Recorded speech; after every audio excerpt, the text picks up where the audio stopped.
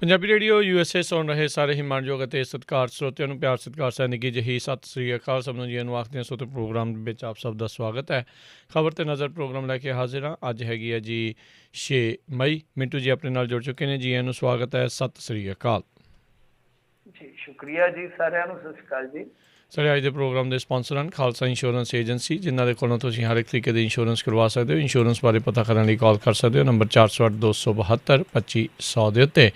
ਇਸ ਦੇ ਨਾਲ ਜ਼ੈਂਡਰ ਮੌਰਗੇਜ ਅਤੇ ਰੀਅਲ ਏਸਟੇਟ ਵਾਲੇ ਘਰ ਖਰੀਦਣ ਵੇਚਣ ਦੀਆਂ ਸੇਵਾਵਾਂ ਦੇ ਨਾਲ home loans, commercial loans, agriculture loans ਦੇ ਲਈ ਸੰਪਰਕ ਕਰੋ ਨੰਬਰ 408-272-2500 559-905-2575 ਦੇ ਉੱਤੇ। ਜੀ ਐਂਡ ਟਾਇਰ ਐਂਡ ਲੂਬ ਵਾਲੇ, ਜਿਨ੍ਹਾਂ ਦੇ ਕੋਲੋਂ ਤੁਸੀਂ truck wash, oil change, air brake ਦਾ ਕੰਮ ਕਰਵਾ ਸਕਦੇ ਹੋ। ਨਵੇਂ ਪੁਰਾਣੇ ਟਾਇਰ ਵਾਜਿਬ ਕੀਮਤਾਂ 'ਤੇ ਖਰੀਦ ਸਕਦੇ ਹੋ। ਸੰਟਨੈਲਾ ਮਡੇਰਾ ਦੇ ਵਿੱਚ ਲੋਕੇਸ਼ਨ ਨੇ। ਕਾਲ ਕਰ ਸਕਦੇ ਹੋ Nima Sahota 209-277-0113। West Coast truck driving school Fresno ਵਾਲੇ, ਜਿਹੜੇ ਕਿ ਤੁਹਾਨੂੰ ਟਰੱਕ ਦਾ ਲਾਇਸੈਂਸ ਵਧੀਆ ਸਿਖਲਾਈ ਦੇ ਕੇ ਘੱਟ ਸਮੇਂ ਦੇ ਵਿੱਚ ਲੈਣ ਸਹਾਇਤਾ ਕਰਦੇ ਨੇ। ਕਾਲ ਜੀਤ ਅਟਵਾਲ 559-374-4541। ਇਹਨਾਂ ਸਾਰਿਆਂ ਦਾ ਧੰਨਵਾਦ। ਜੇਕਰ ਤੁਸੀਂ ਜਾਂ ਕੋਈ ਹੋਰ ਕਾਰੋਬਾਰ ਇਸ ਪ੍ਰੋਗਰਾਮ ਨੂੰ ਸਪਾਂਸਰ ਕਰਨਾ ਚਾਹੁੰਦੇ ਹੋ, ਸੰਪਰਕ 408-722-7636 ਦੇ ਉੱਤੇ। ਬਠਿੰਡਾ ਵਿੱਚ ਮੁਕਤਸਰ 'ਚ 4 ਡਾਕਟਰਾਂ ਨੇ ਨੌਕਰੀ ਤੋਂ ਦਿੱਤਾ ਜੀ ਅਸਤੀਫਾ। ਬੱਸ ਹੋਈ ਪਈ ਹੈ ਲੱਗਦਾ ਡਾਕਟਰਾਂ ਦੀ। ਮਿੰਟੂ ਜੀ। ਹਾਂਜੀ ਹਾਂਜੀ, ਇਹ ਬਹੁਤ ਵੱਡੀ ਖਬਰ ਆ। 4 ਡਾਕਟਰਾਂ ਨੇ ਅਸਤੀਫਾ ਦੇ ਦਿੱਤਾ। ਔਰ ਤੁਹਾਡੇ ਨਾਲ ਗੱਲ ਕਰਨ ਤੋਂ ਚੰਦ ਮਿੰਟ ਪਹਿਲਾਂ ਮੈਂ ਇੱਕ ਹੋਰ ਖਬਰ ਵੇਖਣ ਡਿਆ ਸਾਂ। ਉਹਦੇ ਵਿੱਚ ਵੀ ਹੈ ਕਿ ਜਿਹੜੇ ਇਸ ਟਾਈਮ ਕਾਰਜਕਾਰੀ SMO ਆ ਮਾਨਸਾ ਦੇ, ਉਹ ਵੀ ਰਿਜ਼ਾਈਨ ਕਰ ਗਏ ਆ। ਤਾਂ ਇਹ ਇਸ ਇਲਾਕੇ ਦੇ ਵਿੱਚ, ਸਾਡੇ ਇਲਾਕੇ ਦੇ ਵਿੱਚ ਖਾਸ ਤੌਰ 'ਤੇ ਜਿੱਦਾਂ ਗਿੱਦੜਬਾਹੇ ਆ, ਤਾਂ ਫਿਰ ਅੱਗੇ ਬਠਿੰਡਾ ਆ, ਮਾਨਸੇ, ਤਾਂ ਇਹਨਾਂ ਏਰੀਆ ਦੇ ਵਿੱਚ ਜਿੱਥੇ ਪਹਿਲਾਂ ਹੀ ਸਟਾਫ ਘੱਟ ਆ, ਉੱਥੇ ਇਸ ਤਰ੍ਹਾਂ ਦੇ ਜੇ ਅਸਤੀਫੇ ਹੋ ਰਹੇ ਆ ਤਾਂ ਤੁਸੀਂ ਸਮਝੋ ਕਿ ਮਾਮਲਾ ਥੋੜ੍ਹਾ ਜਿਹਾ ਸੰਵੇਦਨਸ਼ੀਲ ਆ, ਗੰਭੀਰ ਆ। ਹੁਣ ਦੇਖੋ, 1-2 ਡਾਕਟਰਾਂ ਦਾ ਮੈਂ ਵਰਸ਼ਨ ਸੁਣ ਰਿਹਾ ਸੀਗਾ। ਉਹ ਕਹਿ ਰਹੇ ਸੀ, ਇੱਕ ਤਾਂ ਜਿਹੜੇ ਗਿੱਦੜਬਾਹੇ ਵਾਲੇ ਡਾਕਟਰ ਆ, ਬਹੁਤ ਮਸ਼ਹੂਰ ਡਾਕਟਰ ਆ, ਸਰਕਾਰੀ ਡਾਕਟਰ ਆ, ਬੜੇ ਮਿਹਨਤੀ ਡਾਕਟਰ ਆ, ਹਰਜੀਤ ਜੈਨ। ਹਾਲਾਂਕਿ ਪਹਿਲਾਂ ਵੀ ਅਸਤੀਫਾ ਦਿੱਤਾ ਸੀ ਅਤੇ ਰਾਜੇ ਵੜਿੰਗ ਨਾਲ ਚੰਗੀ ਆ ਇਸ ਡਾਕਟਰ ਦੀ। ਤਾਂ ਰਾਜੇ ਵੜਿੰਗ ਨੇ ਕਹਿ ਕਹਾ ਕੇ ਅਤੇ ਉਹ ਅਸਤੀਫਾ ਜਿਹੜਾ ਵਾਪਸ ਕਰਾ ਲਿਆ ਸੀਗਾ ਕਿ ਕੋਈ ਗੱਲ ਨਹੀਂ, ਜੋ ਤੁਹਾਡੀ ਦੁੱਖ ਤਕਲੀਫ ਆ ਅਸੀਂ ਦੂਰ ਕਰ ਦਿਆਂਗੇ, ਪਰ ਤੁਸੀਂ ਲੋਕਾਂ ਦੀ ਦੁੱਖ ਤਕਲੀਫ ਵਾਸਤੇ ਨੌਕਰੀ 'ਤੇ ਬਣੇ ਰਹੋ। ਪਰ ਉਹਨਾਂ ਨੇ ਕਿਹਾ ਕਿ ਨਹੀਂ, ਹੁਣ ਸਭ ਕੁਛ ਠੀਕ ਨਹੀਂ ਹੋ ਰਿਹਾ। ਜੋ ਗੱਲ ਦੱਸ ਰਹੇ ਸੀ, ਉਹਨਾਂ ਕਿਹਾ ਕਿ ਦੇਖੋ ਵਰਕਲੋਡ ਬਹੁਤ ਆ। ਵਰਕਲੋਡ, ਉਹ ਕਹਿੰਦੇ ਕਿ ਇਹ ਨਹੀਂ ਹੈ ਕਿ ਅਸੀਂ ਮਰੀਜ਼ਾਂ ਨੂੰ ਵੇਖਣ ਤੋਂ ਭੱਜਦੇ। ਮਰੀਜ਼ ਤਾਂ ਸਗੋਂ ਆ ਹੀ ਨਹੀਂ ਰਹੇ ਹਸਪਤਾਲਾਂ ਦੇ ਵਿੱਚ, ਸਰਕਾਰੀ ਹਸਪਤਾਲਾਂ 'ਚ। ਲੋਕ ਨਿੱਜੀ ਹਸਪਤਾਲਾਂ ਦੇ ਵਿੱਚ ਹੀ ਜਾ ਰਹੇ ਆ। ਉਹ ਕਹਿ ਰਹੇ ਆ ਕਿ ਦੂਸਰੇ ਕੰਮ ਸਾਥੋਂ ਇੰਨੇ ਲੈ ਜਾ ਰਹੇ ਆ, ਕਦੇ ਕੋਈ ਮੀਟਿੰਗ ਆ, ਕਦੇ ਕੋਈ ਹਿਸਾਬ ਦੇਣ ਆ ਜਾਓ, ਕਦੇ ਮਤਲਬ ਕਿ ਹੋਰ ਥਾਂ 'ਤੇ ਜਾ ਕੇ, ਜਿੱਦਾਂ ਮੁਕਤਸਰ ਉਹ ਕਹਿੰਦੇ ਕਿ ਸੱਦ ਲੈਂਦੇ ਆ ਕਿ ਅੱਜ ਕਾਲੇ ਪੀਲੀ ਵਾਲੇ ਪੇਸ਼ੈਂਟ ਦੇਖੋ, ਅੱਜ ਟੈਲੀਮੈਡੀਸਨ ਵਾਲੇ ਦੇਖੋ। ਇੱਦਾਂ ਕਰਕੇ ਮਤਲਬ ਕਿ ਉਹ ਕਹਿੰਦੇ ਕਿ ਜਿਹੜੇ ਐਕਸਟਰਾ ਕੰਮ ਨੇ ਇਸ ਤਰ੍ਹਾਂ ਦੇ, ਉਹ ਸਾਥੋਂ ਨਹੀਂ ਹੁੰਦੇ। ਸੋ 1-2 ਵਿੱਚੋਂ ਛੁੱਟੀਆਂ ਆ ਜਾਂਦੀਆਂ ਤਾਂ ਕੀ ਕਰੀਏ ਅਸੀਂ। ਸੋ ਉਹਨਾਂ ਦਾ ਵਰਸ਼ਨ ਸੀਗਾ। ਉਹ ਕਹਿੰਦੇ ਕਿ ਮੈਂ ਨਿੱਜੀ ਤੌਰ 'ਤੇ ਆਪਣਾ ਕੰਮ ਕਰੂੰਗਾ, ਮਤਲਬ ਕਿ ਮੈਂ ਡਾਕਟਰੀ ਪੇਸ਼ੇ 'ਚੋਂ ਨਹੀਂ ਜਾ ਰਿਹਾ, ਆਪਣਾ ਕੰਮ ਕਰੂੰਗਾ। ਤਾਂ ਇਹ ਤਾਂ ਚਲੋ ਉਹਨਾਂ ਦਾ ਆਪਣਾ ਨਿੱਜੀ ਫੈਸਲਾ ਹੈ। ਹਾਂ ਭਾਈ, ਮੈਂ ਸਰਕਾਰੀ ਸੇਵਾ ਦੇ ਵਿੱਚ ਰਹਿਣਾ ਜਾਂ ਨਿੱਜੀ ਸੇਵਾ ਦੇ ਵਿੱਚ ਜਾਣਾ, ਨਿੱਜੀ ਸੈਕਟਰ 'ਚ ਜਾਣਾ। ਪਰੰਤੂ ਇਹ ਗੱਲ ਕੁਛ ਹੱਦ ਤੱਕ ਜਾਇਜ਼ ਆ, ਕਿਉਂਕਿ ਡਾਕਟਰਾਂ ਨੂੰ ਹੁਣ ਜਿੱਦਾਂ DC ਬੈਠਾ ਇੱਕ ਜ਼ਿਲ੍ਹੇ ਦੇ ਵਿੱਚ, ਉਹ ਸਾਰਿਆਂ ਨੂੰ ਉੱਥੇ ਹੀ ਤਲਬ ਕਰ ਲੈਂਦਾ ਕਿ ਹਾਂ ਭਾਈ ਇੱਥੇ ਆ ਜਾਓ, ਇੱਥੇ ਆ ਜਾਓ, ਇੱਥੇ ਆ ਜਾਓ। ਤਾਂ ਦੇਖੋ, ਜਦੋਂ ਇਸ ਤਰ੍ਹਾਂ ਦੀ ਹਫੜਾ ਦਫੜੀ ਹੋਵੇ, ਜਦੋਂ ਇਸ ਤਰ੍ਹਾਂ ਦੀ ਐਮਰਜੈਂਸੀ ਹੋਵੇ, ਹਾਲਾਤ ਬਹੁਤ ਪੈਰੋਂ ਪੈਰ ਵਿਗੜ ਰਹੇ ਹੋਣ, ਉਦੋਂ ਤੁਹਾਨੂੰ ਵੇਖਣਾ ਪਏਗਾ ਕਿ ਇਸ ਤਰ੍ਹਾਂ ਅਫਸਰਾਂ ਨੂੰ ਤੁਸੀਂ ਵਾਰ-ਵਾਰ ਜਿਹੜੇ ਡਿਊਟੀ ਦੇ ਰਹੇ ਆ 24-24 ਘੰਟੇ, ਉਹਨਾਂ ਨੂੰ ਤੁਸੀਂ ਮੀਟਿੰਗਾਂ ਵਾਸਤੇ ਬੁਲਾਓਗੇ ਤਾਂ ਮੇਰੇ ਖਿਆਲ ਦੇ ਨਾਲ ਇਹ ਤਾਂ ਐਕਸਟਰਾ ਬਰਡਨ ਹੋ ਜਾਏਗਾ, ਐਕਸਟਰਾ ਬੋਝ ਹੋ ਜਾਏਗਾ। ਇਹ ਚੀਜ਼ ਪੰਜਾਬ ਸਰਕਾਰ ਨੂੰ ਵੇਖਣੀ ਚਾਹੀਦੀ ਆ ਕਿ ਡਾਕਟਰਾਂ ਦਾ ਪਹਿਲਾਂ ਹੀ ਤੁਸੀਂ ਦੇਖੋ ਇੰਨਾ ਪਾੜਾ ਪਾ ਲਿਆ ਕਿ ਤੁਹਾਡੇ ਕੋਲ ਆਬਾਦੀ ਦੇ ਹਿਸਾਬ ਨਾਲ ਡਾਕਟਰ ਪੂਰੇ ਨਹੀਂ ਹੈਗੇ। ਜਿਹੜੇ ਹੈਗੇ ਆ ਉਹਨਾਂ ਨੂੰ ਦੂਜੀਆਂ ਤੀਜੀਆਂ ਥਾਵਾਂ 'ਤੇ ਵੀ ਜਾਣਾ ਪੈ ਰਿਹਾ। ਉੱਤੋਂ ਤੁਸੀਂ ਦਵਾਈ ਪੂਰੀ ਕਰੋ ਜੀ, ਕਿੰਨੀ ਵੈਕਸੀਨ ਵੰਡੀ ਆ, ਉਹ ਹਿਸਾਬ ਕਿਤਾਬ ਐਸੇ, ਮਤਲਬ ਕਿ ਇੱਕ ਤਰ੍ਹਾਂ ਨਾਲ ਤੁਸੀਂ ਕਹਿ ਲਓ ਕਿ ਕੰਮ ਕਰ ਦਿੱਤੇ ਆ, ਜਿਨ੍ਹਾਂ ਨੂੰ ਕਰਨ ਵਾਸਤੇ ਤੁਸੀਂ ਐਕਸਟਰਾ ਕੋਈ ਕਮੇਟੀ ਬਿਠਾ ਲਓ ਜ਼ਿਲ੍ਹੇ ਦੇ ਵਿੱਚ, ਹੋਰ ਕੋਈ ਨੋਡਲ ਅਫਸਰ ਲਾਇਆ ਜਾ ਸਕਦਾ। ਮੇਰਾ ਕਹਿਣ ਦਾ ਮਤਲਬ ਆ ਕਿ ਬਹੁਤ ਹੱਦ ਤੱਕ ਇਹ ਹੀਲੇ ਕੀਤੇ ਜਾ ਸਕਦੇ। ਹਾਲਾਂਕਿ ਮੰਨ ਲਓ ਕੋਈ ਡਾਕਟਰ ਅਸਤੀਫਾ ਦਿੰਦਾ, ਆਪਾਂ ਉਹਦੇ ਨਾਲ ਇਹ ਵੀ ਜੋੜ ਸਕਦੇ ਹਾਂ ਕਿ ਉਹ ਨਿੱਜੀ ਸੈਕਟਰ 'ਚ ਜਾ ਕੇ ਕਮਾਈ ਕਰਨੀ ਚਾਹੁੰਦਾ। ਪਰ ਇੱਕ ਨਹੀਂ, ਇੱਥੇ ਕਈ ਡਾਕਟਰ ਆ।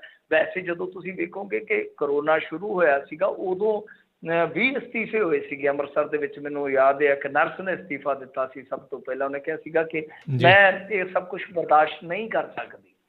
ਕੁਛ ਇਹ ਵੀ ਹੁੰਦਾ ਕਿ ਤੁਹਾਡੀ ਜ਼ਹਿਨੀਅਤ ਕਈ ਵਾਰ ਜਿਹੜੀ ਆ ਉਹ ਬੋਝ ਨਹੀਂ ਚੁੱਕ ਸਕਦੀ। ਸਾਰੇ ਕਾਰਕ ਹੁੰਦੇ ਆ, ਸਾਰੇ ਕਾਰਨ ਹੁੰਦੇ ਆ। ਤਾਂ ਬਹਰਹਾਲ ਬਹੁਤ ਵੱਡਾ ਝਟਕਾ ਹੈ। ਡਾਕਟਰ ਪਹਿਲਾਂ ਹੀ ਸ਼ਾਰਟ ਨੇ ਸਾਡੇ ਕੋਲ। ਵੈਸੇ ਮੈਨੂੰ ਲੱਗਦਾ ਕਿ ਪੰਜਾਬ ਸਰਕਾਰ ਨੂੰ ਅਪੀਲ ਕਰਨੀ ਚਾਹੀਦੀ ਹੈ ਇਹਨਾਂ ਡਾਕਟਰ ਸਾਹਿਬਾਨ ਨੂੰ ਕਿ ਥੋੜ੍ਹੀ ਦੇਰ ਤੁਸੀਂ ਰੁਕ ਜਾਓ, ਸੇਵਾ ਦਿੰਦੇ ਰਹੋ, ਉਸ ਤੋਂ ਬਾਅਦ ਤੁਸੀਂ ਜੋ ਵੀ ਕਰਨਾ ਕਰ ਸਕਦੇ ਹੋ। ਪਰੰਤੂ ਫਿਰ ਵੀ ਮੈਂ ਇਹ ਗੱਲ ਕਹੂੰਗਾ ਕਿ ਜੋ ਐਕਸਟਰਾ ਉਹਨਾਂ 'ਤੇ ਬੋਝ ਪਾਇਆ ਜਾਂਦਾ ਆ, ਜੋ ਮਾਸਟਰਾਂ 'ਤੇ ਜਿਵੇਂ ਹੁਣ ਬੋਝ ਪਾਉਂਦੇ, ਤੁਹਾਨੂੰ ਪਤਾ ਹੀ ਹੈ ਕਿ ਮਾਸਟਰਾਂ ਦਾ ਕੰਮ ਪਹਿਲਾਂ ਤਾਂ ਪੜ੍ਹਾਉਣਾ ਹੁੰਦਾ ਸੀਗਾ ਸਾਡੇ ਵੇਲਿਆਂ 'ਚ, ਉਸ ਤੋਂ ਬਾਅਦ ਹੁਣ ਕਈ ਤਰ੍ਹਾਂ ਦੇ ਕੰਮ ਉਹਨਾਂ ਤੋਂ ਕਰਵਾਏ ਜਾਂਦੇ ਆ।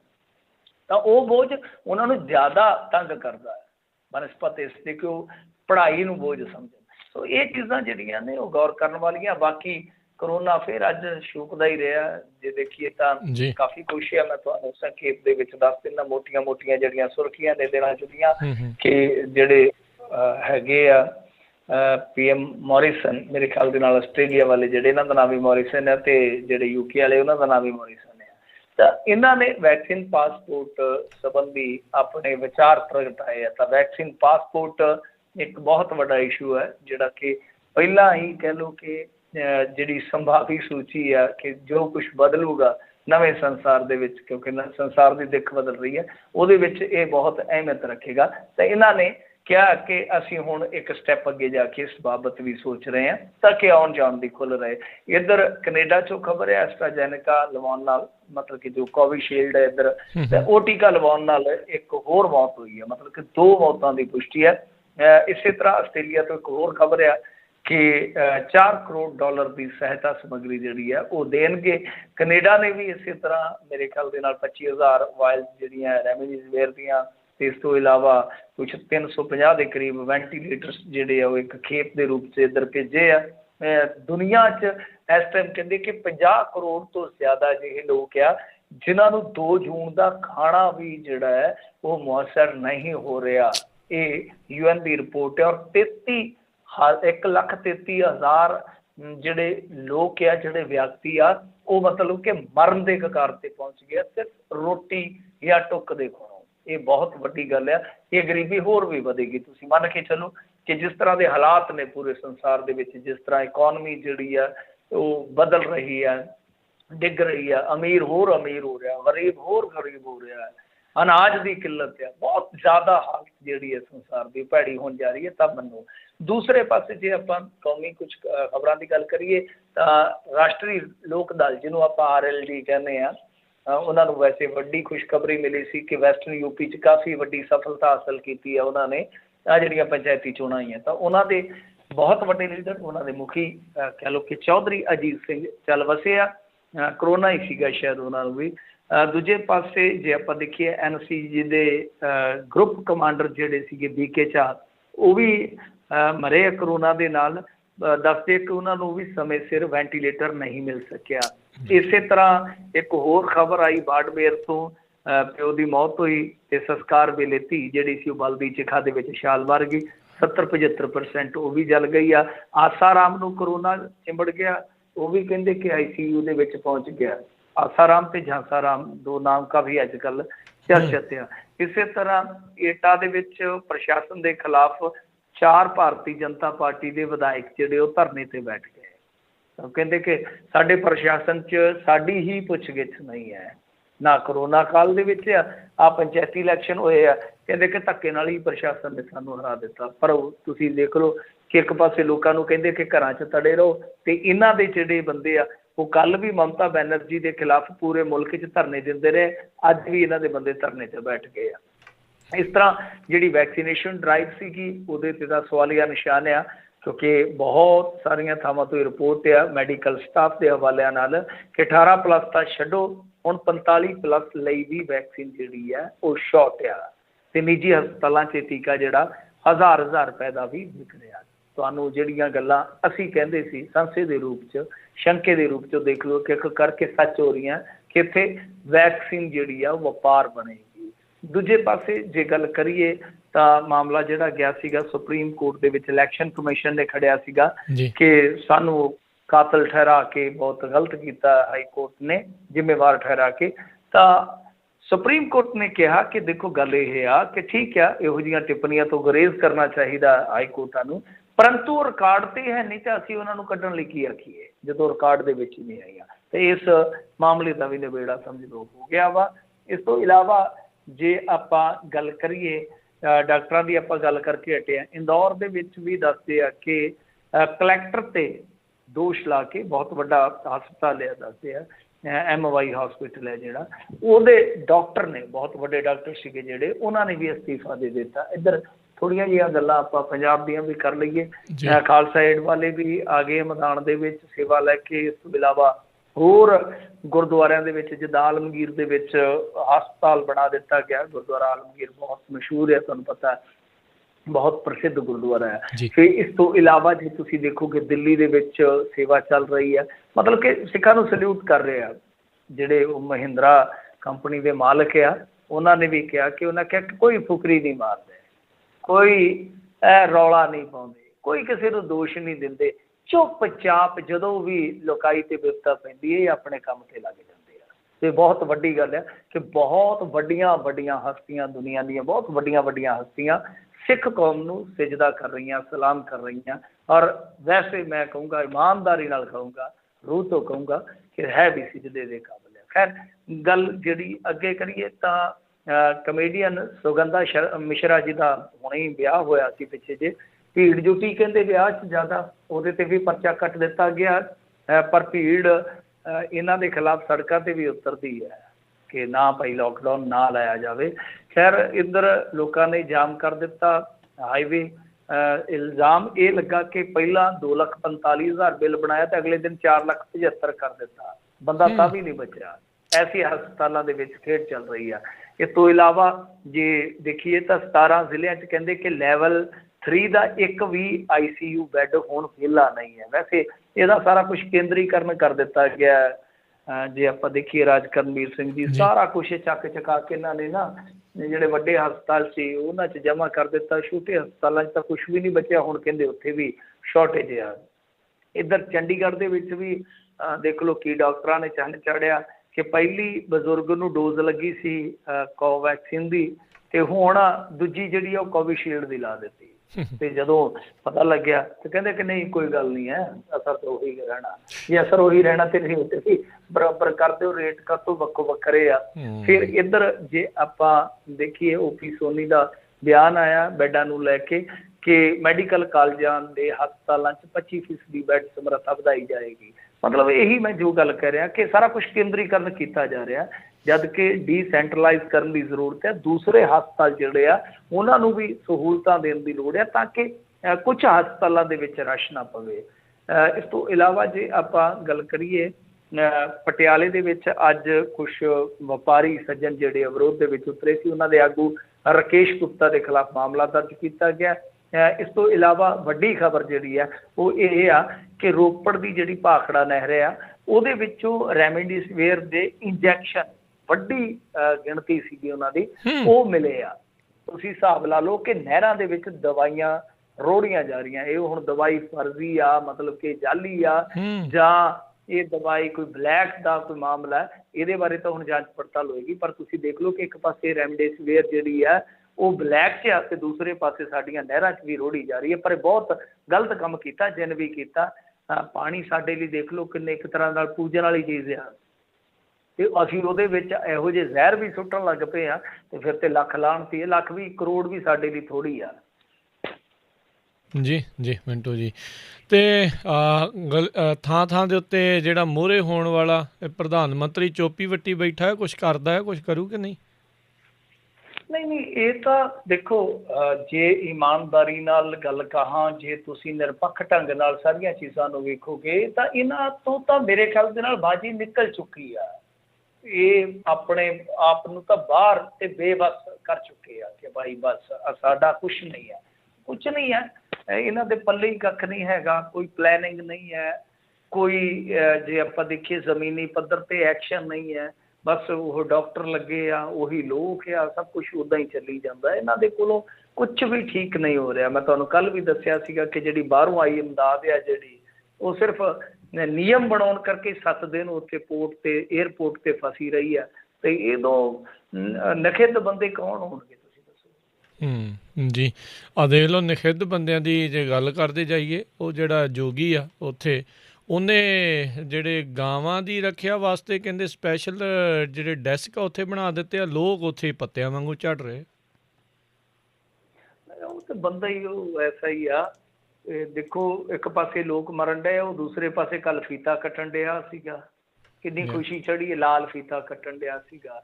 ਤੇ ਇੱਕ ਪਾਸੇ ਲਾਲ ਫੀਤਾ ਸ਼ਾਹੀ ਜਿਹੜੀ ਉਹ ਇੰਨੀ ਹਾਵੀ ਆ ਕਿ ਨਿਯਮ ਹੀ ਨਹੀਂ ਬਣਦੇ, ਪਹਿਲਾਂ ਹੀ ਨਹੀਂ ਕਲੀਅਰ ਹੁੰਦੀਆਂ। ਸੋ ਇਹ ਚੀਜ਼ਾਂ ਮੇਰੇ ਖਿਆਲ ਦੇ ਨਾਲ ਨਾ, ਦੇਖੋ ਸਾਡੇ ਲੋਕਾਂ ਨੂੰ ਵੀ ਹੁਣ ਠੀਕ ਕਰਨੀਆਂ ਪੈਣਗੀਆਂ। ਇਹਨਾਂ ਨੂੰ ਹੱਥ ਲੱਗ ਗਏ ਆ ਕਿ ਧਰਮ ਦੇ ਨਾਂ ਤੇ ਬੇਵਕੂਫ ਬੰਦਿਆਂ ਨੂੰ ਰਾਜ ਤੇ ਬਿਠਾ ਦੇਣਾ ਇਹ ਵੀ ਕੋਈ ਸਿਆਣਪ ਨਹੀਂ। ਇਹ ਆਪਣੇ ਪੈਰ ਜਿਹੜੇ ਆਪ ਕੁਹਾੜੇ ਤੇ ਮਾਰਨ ਵਾਲੀ ਗੱਲ ਆ। ਬੰਦੇ ਚੰਗੇ ਚੁਣੋ, ਇਹਨਾਂ ਬੰਦਿਆਂ ਦਾ ਕੁਛ ਨਹੀਂ ਹੈ। ਤੁਸੀਂ ਦੇਖ ਲਓ ਕਿ ਕੋਈ ਵਿਜ਼ਨਰੀ ਆਗੂ ਸਾਹਮਣੇ ਆਇਆ, ਬਿਪਤਾ 'ਚ ਹੀ ਲੀਡਰਸ਼ਿਪ ਜਿਹੜੀ ਹੁੰਦੀ ਹੈ ਨਾ, ਉਹ ਨਿਖਰਦੀ ਹੈ। ਤੁਹਾਨੂੰ ਬਿਲਕੁਲ ਪਤਾ ਲੱਗਦਾ। ਅਸੀਂ ਸਾਰੇ ਸੰਸਾਰ 'ਚ ਦੱਸ ਸਕਦੇ ਸੀਗੇ ਕਿ ਵਸੋਂ ਇਕੱਲੀ ਸਾਡੀ ਵਸੋਂ ਨਹੀਂ, ਸਾਡੇ ਪ੍ਰਬੰਧ ਵੀ ਹੈ, ਪਰ ਅੱਜ ਪਤਾ ਲੱਗ ਗਿਆ ਕਿ ਤੁਹਾਡੇ ਪੱਲੇ ਵਸੋਂ ਆ, ਤੇ ਵਸੋਂ ਨੂੰ ਤੁਸੀਂ ਸੁੱਟਦਾ ਮੌਤ ਦੇ ਅੱਗੇ ਕਿ ਜੇ ਕੋਈ ਬਚ ਗਿਆ ਠੀਕ ਹੈ, ਜੇ ਕੋਈ ਚੱਲ ਵਸਿਆ ਠੀਕ ਹੈ। ਜੀ ਸਾਂਝੇ ਕਿਸਾਨ ਮੋਰਚੇ ਵੱਲੋਂ ਦੁਕਾਨਾਂ ਖੁਲਵਾਉਣ ਦੇ ਐਲਾਨ ਮਗਰੋਂ ਵਪਾਰੀਆਂ ਦੀ ਯੂ ਟਰਨ। ਦੇਖੋ, ਇਹ ਮੈਂ ਵੀ ਹੈਰਾਨ ਆ ਕਿ ਇੱਕ ਪਾਸੇ ਤਾਂ ਵਪਾਰੀ ਜਿਹੜੇ ਆ ਸਰਕਾਰ ਨਾਲ ਮੱਥਾ ਲਾ ਰਹੇ ਆ, ਤੇ ਕੁਝ ਵਪਾਰੀ ਜਿਹੜੇ ਆ ਉਹ ਸਿੱਧੇ ਢੰਗ ਨਾਲ ਕਹਿ ਰਹੇ ਸੀਗੇ ਕਿ ਅਸੀਂ ਹਰੇਕ ਥਾਂ ਤੇ ਕਿਸਾਨਾਂ ਦਾ ਸਾਥ ਦਿੰਦੇ ਆ, ਤੇ ਸਾਡੇ ਨਾਲ ਕੋਈ ਖਲੋ ਨਹੀਂ ਰਿਹਾ, ਸਾਡੀ ਰੋਜੀ ਰੋਟੀ ਦਾ ਸਵਾਲ ਆ। ਜੇ ਸਾਂਝੇ ਕਿਸਾਨ ਮੋਰਚੇ ਨੇ ਹੁਣ ਆਵਾਜ਼ ਦੇ ਦਿੱਤੀ ਕਿ ਕੋਈ ਗੱਲ ਨਹੀਂ, ਤਗੜੇ ਹੋ ਜਾਓ, ਅਸੀਂ ਆ ਗਏ ਹਾਂ, ਤੇ 8 ਤਰੀਕ ਨੂੰ ਇਹਨਾਂ ਦਾ ਲੋਕਡਾਊਨ ਆਪਾਂ ਖਿਲਾਰਾਂਗੇ, ਤੇ ਹੁਣ ਇਹ ਭੱਜਦੇ ਪਏ ਆ। ਵੈਸੇ ਦੇਖੋ, ਵਪਾਰੀਆਂ ਦੇ ਵੀ ਕਈ ਸੰਗਠਨ ਆ, ਵਪਾਰੀਆਂ ਦੇ ਵੀ ਕਈ ਧੜੇ ਆ। ਜਿਵੇਂ ਤੁਸੀਂ ਦੇਖਿਆ ਹੋਣਾ ਕਿ ਆੜ੍ਹਤੀਏ ਪਿੱਛੇ ਲੜ ਰਹੇ ਸੀਗੇ ਇੱਕ ਐਜੀਟੇਸ਼ਨ, ਤਾਂ ਉਹਦੇ ਵਿੱਚ ਵੀ 2 ਧੜੇ ਸੀਗੇ, ਇੱਕ ਕਾਂਗਰਸ ਪੱਖੀ ਸੀ, ਇੱਕ ਅਕਾਲੀ ਪੱਖੀ ਸੀਗਾ। ਤਾਂ ਇਸੇ ਤਰ੍ਹਾਂ ਹੀ ਆ ਕਿਸਾਨਾਂ ਦੇ ਵਿੱਚ ਵੀ ਆਪਾਂ ਦੇਖਦੇ ਹਾਂ, ਲੀਡਰਸ਼ਿਪ ਦੇ ਵਿੱਚ ਕਈ ਕਿਸਮ ਦੇ ਧੜੇ ਆ। ਕੋਈ ਪ੍ਰੋ ਅਕਾਲੀ ਵੀ ਆ ਜਾਂਦੇ ਆ, ਲੱਖੋਵਾਲ ਧੜਾ ਜਿੱਦਾਂ ਆਪਾਂ ਦੇਖਿਆ ਵਾ, ਕੁਛ ਪ੍ਰੋ ਕਾਂਗਰਸੀ ਵੀ ਆ ਜਾਂਦੇ ਆ, ਕੁਛ ਕਾਮਰੇਡ ਵੀ ਆ ਜਾਂਦੇ ਆ। ਇਸੇ ਤਰ੍ਹਾਂ ਜੇ ਦੇਖੀਏ ਤਾਂ ਵਪਾਰੀਆਂ ਦੇ ਜਿਹੜੇ ਸੰਗਠਨ ਆ, ਉਹਨਾਂ ਦੇ ਵੀ ਇਸ ਤਰ੍ਹਾਂ ਦਾ ਜਥੇਬੰਦਕ ਢਾਂਚਾ ਹੈਗਾ ਆ, ਜਿਹੜਾ ਕੁਛ ਉੱਧਰ ਝੁਕਾ ਰੱਖਦਾ, ਕੁਛ ਉੱਧਰ ਰੱਖਦਾ ਵਾ। ਤਾਂ ਇਹ ਨਹੀਂ ਆਪਾਂ ਕਹਿ ਸਕਦੇ ਹੁਣ, ਜਦੋਂ ਤੱਕ 8 ਤਰੀਕ ਨੂੰ ਸਾਬਤ ਨਹੀਂ ਹੁੰਦਾ ਕਿ ਕੀ ਮਾਜਰਾ ਆ, ਉਦੋਂ ਤੱਕ ਇਹ ਨਹੀਂ ਕਹਿ ਸਕਦੇ ਕਿ ਹਾਂ ਸਾਰਾ ਹੀ ਜਿੰਨਾ ਵਪਾਰੀ ਵਰਗ ਆ ਪੰਜਾਬ ਦਾ ਉਹ ਯੂ ਟਰਨ ਲੈ ਗਿਆ। ਹਾਲਾਂਕਿ ਲੁਧਿਆਣੇ ਤੋਂ ਇਹ ਮੇਰੇ ਖਿਆਲ ਦੇ ਨਾਲ ਇੱਕ ਸੰਗਠਨ ਦੇ ਸੀਗੇ ਜਨਰਲ ਸੈਕਟਰੀ, ਜਿਨ੍ਹਾਂ ਨੇ ਕਿਹਾ ਕਿ ਦੇਖੋ ਜੀ, ਅਸੀਂ ਸਰਕਾਰ ਦੇ ਨਾਲ ਕੋਈ ਕਲੈਸ਼ ਨਹੀਂ ਚਾਹੁੰਦੇ, ਕੋਈ ਟਕਰਾਅ ਨਹੀਂ ਚਾਹੁੰਦੇ, ਬਸ ਅਸੀਂ ਤਾਂ ਇਹ ਚਾਹੁੰਦੇ ਕਿ ਜਾਂ ਤਾਂ ਸਭ ਕੁਛ ਬੰਦ ਕਰ ਦਿਓ ਜਾਂ ਸਭ ਕੁਛ ਖੋਲ੍ਹ ਦਿਓ। ਅਤੇ ਉਹ ਸਭ ਕੁਛ ਬੰਦ ਕਰ ਦੇਣਗੇ, ਬੰਦ ਕਰ ਦੇਣਗੇ। ਜਿਹੜੇ ਤਾਂ ਤੁਹਾਡੇ 'ਚੋਂ ਤਗੜੇ ਆ ਉਹ ਤਾਂ ਸਰਵਾਈਵ ਕਰ ਜਾਣਗੇ, ਜਿਹੜੇ ਮਾੜੇ ਆ ਉਹ ਫਿਰ ਮੱਥਾ ਪਿੱਟ ਕੇ ਬੈਠ ਜਾਣਗੇ। ਜਿਹੜੇ ਅੱਜ ਕਾਰੋਬਾਰੀ ਹੈ ਵਿਚਾਰੇ, ਉਹ ਤੁਹਾਡੇ ਹੀ ਕਾਰਖਾਨਿਆਂ 'ਚ ਮੁੜ ਕੇ ਲੇਬਰ 'ਚ ਕਨਵਰਟ ਹੋ ਜਾਣਗੇ। ਕੀ ਫਾਇਦਾ ਨਿੱਕੇ ਨਿੱਕੇ ਜਿਹੜੇ ਕਾਰੋਬਾਰੀ ਆ। ਸੋ ਇਹ ਚੀਜ਼ ਆ ਕਿ ਦੇਖੋ, ਸਰਕਾਰ ਨਾਲ ਮੱਥਾ ਲਾਉਣ ਨੂੰ ਨਹੀਂ ਕਹਿ ਰਹੇ ਕਿਸਾਨ, ਤੇ ਸਿਰਫ ਇਹੀ ਕਹਿ ਰਹੇ ਆ ਕਿ ਲੋਕਡਾਊਨ ਜਿਹੜਾ ਤੁਸੀਂ ਅੱਗੇ ਲਾਇਆ ਸੀਗਾ ਉਹਨੇ ਨੁਕਸਾਨ ਕੀਤਾ। ਭਾਈ ਲੋਕਡਾਊਨ ਜੇ ਲਾਉਣਾ ਵੀ ਆ ਤਾਂ ਤੁਸੀਂ ਲੋਕਾਂ ਨੂੰ ਦਿਓ ਕੁਛ ਨਾ ਕੁਛ, ਲੋਕਾਂ ਨੂੰ ਕੋਈ ਪੈਕੇਜ ਦਿਓ। ਜੇ ਤੁਸੀਂ ਆੜ੍ਹਤੀਆਂ ਨੂੰ ਹੁਣ ਪੈਕੇਜ ਦੇ ਸਕਦੇ ਹੋ, ਜੇ ਤੁਸੀਂ ਹੁਣ ਪੇ ਕਮਿਸ਼ਨ ਹੈ ਜਿਹੜਾ ਇਹ ਸਵੀਕਾਰ ਕਰ ਸਕਦੇ ਹੋ, ਇਹਦੀ ਰਿਪੋਰਟ 3500 ਕਰੋੜ ਰੁਪਏ ਦੀ। ਅਤੇ ਜਿਹੜੇ ਹੁਣ ਲੋਕ ਆਪਣਾ ਕੰਮ ਕਰ, ਹੁਣ ਕਿਸੇ ਦਾ ਕਸੂਰ ਤਾਂ ਹੈ ਨਹੀਂ ਨਾ ਸਰਕਾਰ ਦਾ ਨਾ ਲੋਕਾਂ ਦਾ, ਪਰ ਰੌਲਾ ਇਹ ਹੈ ਕਿ ਸਾਂਭਣਾ ਹੁਣ ਸਰਕਾਰ ਨੇ ਕਿ ਛੋਟੇ ਕਾਰੋਬਾਰੀਆਂ ਨੂੰ ਕੋਈ 1 ਮਹੀਨੇ ਦਾ ਕੋਈ ਬਿਜਲੀ ਬਿੱਲ ਮਾਫ਼ ਕਰ ਦਿਓ, ਕੋਈ ਟੈਕਸ ਮਾਫ਼ੀ ਦੇ ਦਿਓ, ਕੁਛ ਨਾ ਕੁਛ ਤਾਂ ਕਰੋ। ਅਗਲੇ ਚੁੱਪ ਕਰਕੇ ਬੈਠ ਜਾਣ। ਆਮ ਬੰਦੇ ਨੂੰ ਕੋਈ ਸਹਾਰਾ ਦੇ ਦਿਓ ਕਿ ਹਾਂ ਭਾਈ ਤੁਸੀਂ ਬੈਠ ਜਾਓਗੇ ਤਾਂ ਤੁਹਾਡੇ ਘਰੇ ਟੈਲੀਵਿਜ਼ਨ ਵਗੈਰਾ ਜੋ ਚੱਲਣਗੇ ਫ੍ਰੀ ਚਲਾ ਦਿਆਂਗੇ ਮਹੀਨਾ। ਤਾਂ ਆਪੇ ਲੋਕਾਂ ਨੂੰ ਕੁਛ ਧਰਵਾਸ ਹੁੰਦੀ ਹੈ ਕਿ ਚਲੋ ਠੀਕ ਆ, ਘਰ ਬੈਠੇ ਆ, ਕੁਛ ਖਰਚੇ ਘੱਟ ਜਾਣਗੇ, ਕੁਛ ਚਲੋ ਕੰਮ ਕਾਰ ਪ੍ਰਭਾਵਿਤ ਹੋਏਗਾ, ਕੁਛ ਇੱਧਰੋਂ ਖਰਚੇ ਘੱਟ ਜਾਣਗੇ, ਸਰਕਾਰ ਥੋੜ੍ਹਾ ਬਹੁਤਾ ਹੱਥ ਮਾਰੂਗੀ। ਪਰ ਇਹਨਾਂ ਨੇ ਜੋ ਯੂ ਟਰਨ ਲਿਆ, ਚਲੋ ਇਹਨਾਂ ਦੀ ਮਰਜ਼ੀ, ਆਪਾਂ ਨਹੀਂ ਕਹਿ ਸਕਦੇ, ਆਪਾਂ ਕਿਸੇ ਨੂੰ ਇਸ ਪਾਸੇ ਲਾ ਵੀ ਨਹੀਂ ਸਕਦੇ ਕਿ ਤੁਸੀਂ ਵਿਰੋਧ ਹੀ ਕਰੋ। ਜੇ ਕੋਈ ਨਹੀਂ ਚਾਹੁੰਦਾ ਤਾਂ ਠੀਕ ਆ, ਪਰ ਇੱਕ ਚੀਜ਼ ਜ਼ਰੂਰ ਤੁਹਾਨੂੰ ਵੇਖਣੀ ਪਏਗੀ ਕਿ ਸਾਰੇ ਇੰਡੀਆ ਦੇ ਵਿੱਚੋਂ ਇਸ ਮਾਮਲੇ 'ਚ ਵੀ ਜੇ ਤੁਸੀਂ ਦੇਖੋਗੇ, ਪੰਜਾਬ ਹੀ ਵਾਹਿਦ ਸੂਬਾ ਨਜ਼ਰ ਆਉਂਦਾ ਕਿ ਜਿਹੜਾ ਲੋਕਡਾਊਨ ਦੇ ਖਿਲਾਫ ਉੱਠ ਕੇ ਬੋਲ ਰਿਹਾ ਕਿ ਨਹੀਂ, ਲੋਕਡਾਊਨ ਇਹਦਾ ਹੱਲ ਨਹੀਂ ਹੈ। ਜੇ ਲੋਕਡਾਊਨ ਲਾਉਣਾ ਤਾਂ ਪਹਿਲਾਂ ਪ੍ਰੋਪਰ ਇੱਕ ਤੁਹਾਡਾ ਫਰੇਮਵਰਕ ਹੋਣਾ ਚਾਹੀਦਾ ਜਿਹਦੇ ਵਿੱਚ ਤੁਸੀਂ ਲੋਕਾਂ ਦਾ ਖਿਆਲ ਰੱਖੋ। ਦੂਸਰੇ ਸੂਬੇ ਤਾਂ ਚੁੱਪ ਕਰਕੇ ਤੜੇ ਬੈਠੇ ਆ, ਕਈ ਦਿਨਾਂ ਤੋਂ ਜਿਹੜੇ ਆ ਤੜੇ ਬੈਠੇ ਆ। ਪੰਜਾਬੀ ਆ ਜਿਹੜੇ ਇਹ ਲੋਕਡਾਊਨ ਲਾਉਣ ਲੱਗਦੇ ਆ ਤੇ ਨਾਲ ਦੀ ਨਾਲ ਇਹਨੂੰ ਸਿੱਧਾ ਕਰ ਦਿੰਦੇ ਆ ਕੈਪਟਨ ਅਮਰਿੰਦਰ ਸਿੰਘ ਨੂੰ ਕਿ ਨਹੀਂ ਭਾਈ ਪਹਿਲਾਂ ਸਾਡੇ ਨਾਲ ਗੱਲ ਟੁੱਕ ਲਾ ਕਿ ਲੋਕਡਾਊਨ ਲਾ ਕੇ ਕਰਨਾ ਕੀ। ਬਿਲਕੁਲ ਜੀ, ਇਹ ਤਾਂ ਜ਼ਰੂਰੀ ਆ ਜੀ। ਜੇ ਲੋਕਾਂ ਦਾ ਸਾਰਾ ਕੁਛ ਕੰਮ ਠੱਪ ਕਰਨਾ, ਉਹਨਾਂ ਨੂੰ ਕੀ ਮਦਦ ਜਿਹੜੀ ਦੇਣੀ ਆ, ਉਹ ਵੀ ਕੋਈ ਸਹੂਲਤ ਜਿਹੜੀ ਨਾਲ ਦੇ ਨਾਲ ਹੀ ਚਾਹੀਦੀ ਆ। ਰਜਿੰਦਰਾ ਹਸਪਤਾਲਾਂ ਵਿੱਚ ਮੌਤਾਂ ਦਾ ਸਿਲਸਿਲਾ, ਕੈਮਰੇ ਲਾਉਣ ਦੀ ਮੰਗ ਆ ਰਹੀ ਆ। ਹਾਂਜੀ, ਰਜਿੰਦਰਾ ਹਸਪਤਾਲ ਆ। ਰਜਿੰਦਰਾ ਹਸਪਤਾਲ ਦੇ ਵਿੱਚ ਕੀ ਆ ਕਿ ਰਾਜ ਕਰਮਵੀਰ ਸਿੰਘ ਜੀ ਕਈ ਦਿਨਾਂ ਤੋਂ ਹੀ ਲਗਾਤਾਰ ਮੌਤਾਂ ਹੋਈ ਜਾ ਰਹੀਆਂ। ਕੱਲ ਵੀ ਮੇਰੇ ਖਿਆਲ ਦੇ ਨਾਲ 36 ਮੌਤਾਂ ਹੋਈਆਂ ਇੱਕੋ ਦਿਨ ਦੇ ਵਿੱਚ। ਇਹ ਠੀਕ ਆ ਕਿ ਰਜਿੰਦਰਾ ਹਸਪੀਟਲ ਦੇ ਵਿੱਚ ਬਹੁਤ ਦੂਰੋਂ ਮਤਲਬ ਕਿ ਦੂਰ ਦੇ ਜ਼ਿਲ੍ਹਿਆਂ ਤੋਂ ਵੀ ਪੇਸ਼ੈਂਟ ਆਉਂਦੇ ਆ, ਭਰਾ ਹਰਿਆਣਾ ਉੱਥੋਂ ਵੀ ਪੇਸ਼ੈਂਟ ਆਉਂਦੇ ਆ, ਪਰੰਤੂ ਉੱਥੋਂ ਜਿਹੜੀਆਂ ਖਬਰਾਂ ਆ ਰਹੀਆਂ ਨੇ ਕਿ ਜਿਨ੍ਹਾਂ ਦੇ ਬੰਦੇ ਮਰਦੇ ਆ ਉਹ ਸਿੱਧੇ ਤੌਰ ਤੇ ਦੋਸ਼ ਲਾਉਣ ਡਏ ਨੇ। ਉਹ ਕਹਿੰਦੇ ਆ ਕਿ ਪ੍ਰਬੰਧ ਬੜੇ ਨਾਕਸ ਨੇ, ਬਹੁਤ ਹੀ ਨਾਅਹਿਲ ਪ੍ਰਬੰਧ ਨੇ, ਔਰ ਖਾਣਾ ਤਾਂ ਉਹਨਾਂ ਨੇ ਦਿਖਾਇਆ ਹੀ ਸੀਗਾ। ਫਿਰ ਇਸ ਤੋਂ ਇਲਾਵਾ ਉਹਨਾਂ ਨੇ ਦੱਸਿਆ ਕਿ ਕਿਸ ਤਰੀਕੇ ਨਾਲ ਮਰੀਜ਼ ਨੂੰ ਟੋਇਲਟ ਤੱਕ ਨਹੀਂ ਜਾਣ ਦਿੱਤਾ ਜਾਂਦਾ। ਇਹ ਸਾਰੇ ਇਲਜ਼ਾਮ ਨੇ। ਹੁਣ ਇਹਨਾਂ ਦੇ ਵਿੱਚ ਸੱਚ ਕੀ ਆ, ਤੱਥ ਕੀ ਆ, ਕਹਿ ਨਹੀਂ ਸਕਦੇ, ਪਰ ਮੌਤਾਂ ਬਹੁਤ ਹੋ ਰਹੀਆਂ। ਔਰ ਰਜਿੰਦਰਾ ਹਸਪਤਾਲ ਤੁਹਾਨੂੰ ਪਤਾ ਹੀ ਹੈ ਕਿ ਗਾਹੇ ਬਗਾਏ ਵੀ ਬਦਨਾਮੀ ਖੱਟਦਾ ਰਿਹਾ ਹੁਣ ਤੱਕ। ਤਾਂ ਦੂਸਰੇ ਪਾਸੇ ਜਿਹੜੇ ਹੈਗੇ ਆ ਪਰਿਵਾਰਾਂ ਦੇ ਮੈਂਬਰ ਜਿਨ੍ਹਾਂ ਦੇ ਮਰੀਜ਼ ਉੱਥੇ ਦਾਖਲ ਨੇ, ਉਹ ਕਹਿੰਦੇ ਆ ਕਿ ਦੇਖੋ ਘੱਟੋ ਘੱਟ ਇੰਨਾ ਤਾਂ ਕਰੋ ਨਾ ਕਿ ਵਾਰਡਾਂ ਦੇ ਵਿੱਚ ਕੈਮਰੇ ਲਾ ਦਿਓ ਕਿ ਸਾਨੂੰ ਜਿਹੜੇ ਮਰੀਜ਼ ਆ ਆਪਣੇ ਦਿਖਦੇ ਰਹਿਣ, ਅਸੀਂ ਘੱਟੋ ਘੱਟ ਸਕਰੀਨ ਤੇ ਉਹਨਾਂ ਦੀ ਹਾਲਤ ਤਾਂ ਦੇਖਦੇ ਰਹੀਏ ਨਾ। ਇਹ ਚਲੋ ਜੇ ਵੈਸੇ ਤਾਂ ਪਤਾ ਨਹੀਂ ਹੁਣ ਪ੍ਰੋਟੋਕਾਲ ਕੋਈ ਇਜਾਜ਼ਤ ਦਿੰਦਾ ਜਾਂ ਨਹੀਂ ਦਿੰਦਾ, ਤੇ ਜੇ ਇਸ ਤਰ੍ਹਾਂ ਹੋ ਜਾਏ ਕੋਈ ਮਾੜੀ ਗੱਲ ਤਾਂ ਨਹੀਂ ਹੈ। ਘੱਟੋ ਘੱਟ ਜੋ ਚੀਜ਼ਾਂ ਆਪਾਂ ਦੇਖਦੇ ਹਾਂ, ਕਈ ਥਾਵਾਂ ਆਇਆ ਇਸ ਤਰ੍ਹਾਂ ਦਾ ਮਾਮਲਾ ਕਿ ਜਨਾਨੀਆਂ ਨਾਲ ਛੇੜਛਾੜ ਕੀਤੀ ਹੈ ਵਾਰਡ ਬੁਆਏ ਨੇ। ਕਈ ਥਾਵਾਂ ਇਹ ਖਬਰਾਂ ਆਈਆਂ ਕਿ ਲੁੱਟ ਲੈ ਗਏ ਪੇਸ਼ੈਂਟ ਜਿਹੜਾ ਕੋਈ ਮਾੜਾ ਮੋਟਾ ਗਹਿਣਾ ਘੱਟਾ ਸੀਗਾ। ਕਈ ਥਾਈਂ ਇਹ ਆਇਆ ਕਿ ਆਕਸੀਜਨ ਲਾਈ ਗਈ ਆ। ਇਹ ਔਨ ਰਿਕਾਰਡ ਗੱਲਾਂ ਵੀ ਨੇ, ਆਫ ਰਿਕਾਰਡ ਗੱਲਾਂ ਵੀ ਆਪਾਂ ਸੁਣਦੇ ਹਾਂ। ਸੋ ਕਹਿਣ ਦਾ ਮਤਲਬ ਕਿ ਜੇ ਇੱਦਾਂ ਪੋਸੀਬਲ ਹੈ ਤਾਂ ਹੋ ਜਾਣਾ ਚਾਹੀਦਾ। ਪਰ ਜਿਹੜੇ ਡਾਕਟਰ ਨੇ ਉੱਥੇ ਉਹ ਕਹਿੰਦੇ ਆ ਕਿ ਆਲਰੇਡੀ ਵਾਰਡਾਂ ਦੇ ਵਿੱਚ ਕੈਮਰੇ ਲੱਗੇ ਹੋਏ ਜੇ, ਤੇ ਜਿਹੜੇ ਡਾਕਟਰ ਨੇ ਉਹ ਮੋਨੀਟਰਿੰਗ ਕਰਦੇ ਆ। ਜੇ ਕੈਮਰੇ ਲੱਗੇ ਆ ਤਾਂ ਫਿਰ ਮੇਰੇ ਖਿਆਲ ਦੇ ਨਾਲ ਇਹ ਨਹੀਂ ਹੋਣਾ ਚਾਹੀਦਾ ਕਿ ਕੋਈ ਮੰਨ ਲਓ ਤਮਾਰਦਾਰ ਬਾਹਰ ਬੈਠਾ ਹੈ ਤੇ ਉਹ ਕਵੇ ਕਿ ਮੈਨੂੰ ਆਪਣਾ ਪੇਸ਼ੈਂਟ ਦਿਖਾ ਦਿਓ। ਜੇ ਤੁਸੀਂ ਉਹਨੂੰ ਕੋਵਿਡ ਵਾਰਡ ਦੇ ਵਿੱਚ ਨਹੀਂ ਖੜ ਸਕਦੇ ਤਾਂ ਘੱਟੋ ਘੱਟ ਸਕਰੀਨ ਤੇ ਉਹਨੂੰ ਦਿਖਾ ਦਿਓ, ਕਿਉਂਕਿ ਦਿਲ ਨਹੀਂ ਖੜਦਾ। ਡਾਕਟਰਾਂ ਨੂੰ ਚਾਹੀਦਾ ਕਿ ਤੁਸੀਂ ਉਸ ਬੰਦੇ ਨੂੰ ਆਪਣੀ ਥਾਂ ਤੇ ਰੱਖ ਕੇ ਦੇਖੋ, ਆਪਣੇ ਆਪ ਨੂੰ ਉਸ ਬੰਦੇ ਦੀ ਥਾਂ ਤੇ ਰੱਖ ਕੇ ਦੇਖੋ, ਤੁਹਾਨੂੰ ਚਾਨਣ ਹੋਏਗਾ ਕਿ ਕਿਵੇਂ ਅੰਦਰਾਂ ਤੜਫਦੀ ਹੈ, ਜਿਹਦਾ ਕੋਈ ਬੇਟਾ ਅੰਦਰ ਹੋਏਗਾ ਜਾਂ ਜਿਹਦਾ ਕੋਈ ਮਾਂ ਬਾਪ ਦੇ ਵਿੱਚ ਕੋਈ ਅੰਦਰ ਹੋਏਗਾ। ਸੋ ਮੇਰੇ ਖਿਆਲ ਦੇ ਨਾਲ ਇਹ ਪ੍ਰਬੰਧ ਕਰ ਲੈਣੇ ਚਾਹੀਦੇ। ਔਰ ਸਭ ਤੋਂ ਵੱਡੀ ਗੱਲ ਆ, ਅੱਜ ਇੱਕ ਖਬਰ ਮਿਲੀ ਆ ਸਾਨੂੰ ਜਿਹੜੀ ਹਰਿਆਣੇ ਤੋਂ, ਉਹ ਇਹ ਆ ਕਿ ਖੱਟਰ ਨੂੰ ਇਹਨਾਂ ਨੇ ਹੈਲੀਕਾਪਟਰ ਦੇ ਰੱਖਿਆ ਆਪਣਾ ਜੀ। ਕੈਪਟਨ ਅਮਰਿੰਦਰ ਸਿੰਘ ਨੇ, ਵੱਡੀ ਖਬਰ ਹੈ ਇਹ ਕਿ ਇਹਨਾਂ ਨੇ ਹੈਲੀਕਾਪਟਰ ਦੇ ਰੱਖਿਆ। ਉਹ ਜਿਵੇਂ ਗਾਣਾ ਸੀ ਨਾ ਤੇਰੀ ਫੀਐਟ ਤੇ ਜੇਠ ਨਜ਼ਾਰੇ ਲੈਂਦਾ, ਉਹ ਤਾਂ ਰਾਉਂਡ ਲਾਈ ਜਾਂਦਾ। ਮਤਲਬ ਕਿ ਸਾਰੇ ਹਰਿਆਣੇ ਦੇ ਵਿੱਚ ਅੱਗੇ ਤਾਂ ਉਹਦਾ ਹੈਲੀਕਾਪਟਰ ਉੱਤਰ ਨਹੀਂ ਸੀ ਦਿੰਦੇ ਕਿਸਾਨ।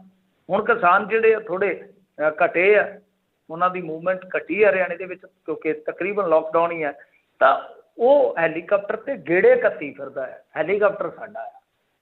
ਤੇ ਜੇ ਹੁਣ ਤੁਸੀਂ ਹੈਲੀਕਾਪਟਰ ਦੂਜੇ ਨੂੰ ਦਿੱਤਾ ਵਾ, ਚਲੋ ਆਪਾਂ ਨਹੀਂ ਕਹਿੰਦੇ ਕਿ ਕਿਉਂ ਦਿੱਤਾ, ਜੇ ਔਖੇ ਵੇਲੇ ਲੈ ਲਿਆ ਉਹਨਾਂ ਨੇ ਤਾਂ ਕੋਈ ਵੱਡੀ ਗੱਲ ਨਹੀਂ ਹੈ। ਪਰ ਗੱਲ ਇਹ ਆ ਕਿ ਤੁਸੀਂ ਕਿੱਥੇ ਹੋ? ਤੁਹਾਡਾ ਸਿਹਤ ਮੰਤਰੀ ਹੈ ਜਿਹੜਾ, ਉਹ ਸਿਰਫ ਚੰਡੀਗੜ੍ਹ ਦੇ ਵਿੱਚ 2-3 ਪੱਤਰਕਾਰ ਉਹਨੇ ਰੱਖੇ ਪੱਕੇ ਪਰਮਾਨੈਂਟਲੀ। ਉਹਨਾਂ ਨੂੰ ਸਵੇਰੇ ਫੋਨ ਮਾਰ ਦਿੰਦਾ ਕਿ ਆ ਜਾਓ ਉੱਥੇ, ਨਾਲੇ ਆਪਾਂ ਕੌਫੀ ਚਾਹ ਪੀ ਲਾਂਗੇ, ਨਾਲੇ ਤੁਸੀਂ ਬਿਸਕੁਟ ਖਾ ਜਾਓ, ਨਾਲੇ ਮੇਰੀਆਂ ਬੈਠਾਂ ਚਲਾ ਦਿਓ। ਉਹ ਫਿਰ ਕੱਟ ਕੇ ਸਾਰਾ ਦਿਨ ਚਲਾਈ ਜਾਂਦੇ। 2-3 ਚੈਨਲ ਹੈਗੇ ਆ ਵਿਹਲੇ। ਤਾਂ ਦੂਸਰੇ ਪਾਸੇ ਜਿਹੜਾ ਸਾਡਾ ਚੀਫ ਮਿਨਿਸਟਰ ਹੈ, ਉਹਦੀ ਤਾਂ ਗੱਲ ਹੀ ਛੱਡ ਦਿਓ। 7-8 ਅਕਾਊਂਟ ਆ ਉਹਦੇ, ਮੇਰੇ ਖਿਆਲ ਦੇ ਨਾਲ ਜਿਵੇਂ ਕਿਸੇ ਮਸਟੰਡੇ ਨੇ ਨਹੀਂ ਬਣਾਏ ਹੁੰਦੇ, 7-8 ਟਵਿੱਟਰ ਤੇ ਵੀ, ਇੰਸਟਾ ਤੇ ਵੀ, ਫਲਾਣੇ ਤੇ ਵੀ, ਮੈਨੂੰ ਤੇ ਨਾਂ ਨਹੀਂ ਆਉਂਦੇ ਇੰਨੇ ਜਿਹਨੇ ਬਸ ਉਹਦਾ ਕੰਮ ਹੈ ਕਿ ਉੱਥੋਂ ਲਾਈਵ ਹੋ ਕੇ ਤੇ ਬਸ ਇੱਕ ਹੁਕਮ ਥੋਪ ਦੇਣਾ। ਜਿਵੇਂ ਕਿਸੇ ਦੇਸ਼ ਦਾ ਤਾਨਾਸ਼ਾਹ ਬੈਠਾ ਹੁੰਦਾ ਨਾ ਕਿ ਮਹਿਲ ਤੇ ਚੜ੍ਹ ਕੇ ਸ਼ਾਮ ਨੂੰ ਕਹਿ ਦੇਵੇ ਕਿ ਸਵੇਰੇ ਵਕਤ ਤੁਸੀਂ ਆਹ ਕਰਨਾ ਭਾਈ। ਆਹ ਹਾਲ ਆ ਕਿ ਜੇ ਖੱਟਰ ਸਾਡੇ ਹੈਲੀਕਾਪਟਰ ਤੇ ਪੂਰੇ ਸੂਬੇ ਦੇ ਵਿੱਚ ਚੱਕਰ ਕੱਢਦਾ ਫਿਰਦਾ ਤਾਂ ਤੁਸੀਂ ਵੀ ਇੱਕ ਤਾਂ ਕੱਢ ਦਿਓ ਕਿਹੜਾ ਕਰੋਨਾ। ਕੀ ਗੱਲ ਹੈ ਕਿ ਕਰੋਨਾ ਤੁਹਾਡੇ ਮਹਿਲ 'ਚ ਨਹੀਂ ਵੜ ਸਕਦਾ, ਤੁਹਾਡੇ ਸਿਸ ਵਾਲੇ ਫਾਰਮ 'ਚ ਨਹੀਂ ਆ ਸਕਦਾ, ਕਰੋਨਾ ਤਾਂ ਕਿਤੇ ਵੀ ਜਾ ਸਕਦਾ। ਸੋ ਘੱਟੋ ਘੱਟ ਕਰੋਨੇ ਤੋਂ ਡਰ ਕੇ ਜੇ ਤੁਸੀਂ ਇੱਦਾਂ ਕਰੋਗੇ ਤਾਂ ਫਿਰ ਥੱਲੇ ਤੁਹਾਡਾ ਡਰ ਹੀ ਨਹੀਂ ਰਹਿਣਾ ਕਿ ਉਹ ਤਾਂ ਨਿਕਲਦੇ ਹੀ ਨਹੀਂ, ਜੋ ਮਰਜ਼ੀ ਕਰੀ ਜਾਓ। ਜੇ ਇੱਕ ਵਾਰੀ ਤੁਸੀਂ ਕੋਈ ਗੇੜਾ ਕੱਢੋਗੇ ਕਿਤੇ ਅਚਨਚੇਤੀ ਛਾਪੇਮਾਰੀ ਕਰੋਗੇ, ਜਾਂਚ ਕਰੋਗੇ, ਕਿਉਂਕਿ ਤੁਹਾਡਾ ਵਿਧਾਇਕ ਤਾਂ ਕਹਿ ਰਿਹਾ, ਅੱਜ ਰਾਜਾ ਵੜਿੰਗ ਕਹਿ ਰਿਹਾ, ਔਨ ਰਿਕਾਰਡ ਰਾਜਾ ਵੜਿੰਗ ਕਹਿ ਰਿਹਾ ਕਿ ਹਸਪਤਾਲਾਂ ਦੀ ਲੁੱਟ ਅਸੀਂ ਨਹੀਂ ਚੱਲਣ ਦੇਂਗੇ। ਇਹਦਾ ਮਤਲਬ ਕਿ ਲੁੱਟ ਤਾਂ ਹੋ ਰਹੀ ਹੈ। ਇਹਦਾ ਮਤਲਬ ਇਹੋ ਹੀ ਹੈ ਨਾ, ਅਸੀਂ ਕੀ ਪਿੱਟਦੇ ਹਾਂ ਕਿ ਭਾਈ ਇੱਥੇ ਕਰੋਨਾ ਵਪਾਰ ਵੀ ਕਰ ਰਿਹਾ ਹੈ, ਸੰਸਾਰ 'ਚ ਕਰੋਨਾ ਮਾਰ ਕਰ ਰਿਹਾ। ਸਾਡਾ ਦੇਸ਼ ਇੱਕ ਇਸ ਤਰ੍ਹਾਂ ਦਾ ਜਿੱਥੇ ਕਰੋਨਾ ਵਪਾਰ ਵੀ ਕਰ ਰਿਹਾ। ਸੋ ਇਸ ਕਰਕੇ ਇਹਨੂੰ ਵਪਾਰ ਤੋਂ ਰੋਕਣਾ ਪਊਗਾ। ਲੋਕ ਇਸੇ ਕਰਕੇ ਹਸਪਤਾਲਾਂ 'ਚ ਨਹੀਂ ਜਾ ਰਹੇ। ਇਹ ਕਹਿੰਦੇ ਆ ਕਿ ਪਿੰਡਾਂ ਵਾਲੇ ਜੀ ਹੁਣ ਜ਼ਿਆਦਾ ਮਰਨ ਡੇ ਆ ਕਿਉਂਕਿ ਉਹ ਸੀਰੀਅਸ ਹੁੰਦੇ ਆ, ਜਦੋਂ ਉਦੋਂ ਹੀ ਆਉਂਦੇ ਆ। ਅਤੇ ਪਿੰਡਾਂ ਵਾਲਿਆਂ ਨੂੰ ਪਤਾ ਕਿ ਜੇ ਇੱਕ ਵਾਰੀ ਹਸਪਤਾਲ 'ਚ ਚਲੇ ਗਏ, ਪਹਿਲੀ ਗੱਲ ਤਾਂ ਮੁੜਨਾ ਨਹੀਂ ਗਾ, ਅਤੇ ਜੇ ਮੁੜ ਆਏ ਅਤੇ ਫਿਰ ਘਰੇ ਆਇਆਂ ਨੂੰ ਕੁਛ ਲੱਭਣਾ ਨਹੀਂ ਹੈ, ਸਾਰਾ ਕੁਛ ਵਿਕ ਜਾਊਗਾ। ਜਦੋਂ ਇਹ ਹਾਲਾਤ ਬਣੇ ਹੋਣ, ਜਦੋਂ ਇਹ ਡਰ ਬਣਿਆ ਹੋਵੇ ਅਤੇ ਤੁਸੀਂ ਡਰ ਕੇ ਦੁਬਕ ਕੇ ਏਸੀ ਵਾਲੇ ਘੁਰਨੇ 'ਚ ਬੈਠੇ ਹੋਵੋ ਤਾਂ ਫਿਰ ਡਿਊਟੀ ਤਾਂ ਕੀ ਨਿਭਣੀ ਹੈ। ਜੀ ਜੀ। ਅਤੇ ਹੁਣ ਬਹਿਬਲ ਕਾਂਡ ਦੇ ਦੋਸ਼ੀਆਂ ਨੂੰ ਮਿਲੀਆਂ ਜ਼ਮਾਨਤਾਂ ਮਿੰਟੂ ਜੀ? ਹਾਂਜੀ ਦੇਖੋ ਮਿਲ ਹੀ ਜਾਣੀਆਂ ਨੇ, ਜਦੋਂ ਸਾਰਾ ਕੁਛ ਤੇ ਚੌਪਟ ਹੋ ਗਿਆ। ਰਾਜ ਕਰਨਵੀਰ ਸਿੰਘ ਜੀ ਜਦੋਂ ਕੇਸ ਧੜਮ ਕਰਕੇ ਡਿੱਗਣ ਡਏ ਆ, ਜਦੋਂ ਵਕੀਲਾਂ ਦੀ ਧਾੜ, ਵਕੀਲਾਂ ਦੀ ਫੌਜ ਜਿਹੜੀ ਕੁਛ ਨਹੀਂ ਕਰ ਸਕੀ, ਜਦੋਂ ਹਾਕਮ ਜਿਹੜੇ ਬੇਈਮਾਨ ਸਾਬਤ ਹੋਏ, ਨਿਕੰਮੇ ਸਾਬਤ ਹੋਏ, ਜਦੋਂ ਕਹਿ ਲਓ ਕਿ ਸਾਡੇ ਆਪਣੇ ਕੁਛ ਲੋਕ ਸੀਗੇ ਜਿਹੜੇ ਉਹ ਸਹੀ ਨਿਗਰਾਨੀ ਨਹੀਂ ਕਰ ਸਕੇ, ਤਾਂ ਫਿਰ ਕੀ ਦੋਸ਼ ਆ, ਕੀ ਗੁਨਾਹ ਆ, ਬਸ ਕਿਸੇ ਦਾ ਬਸ ਠੀਕ ਠਾਕ ਹੀ ਆ।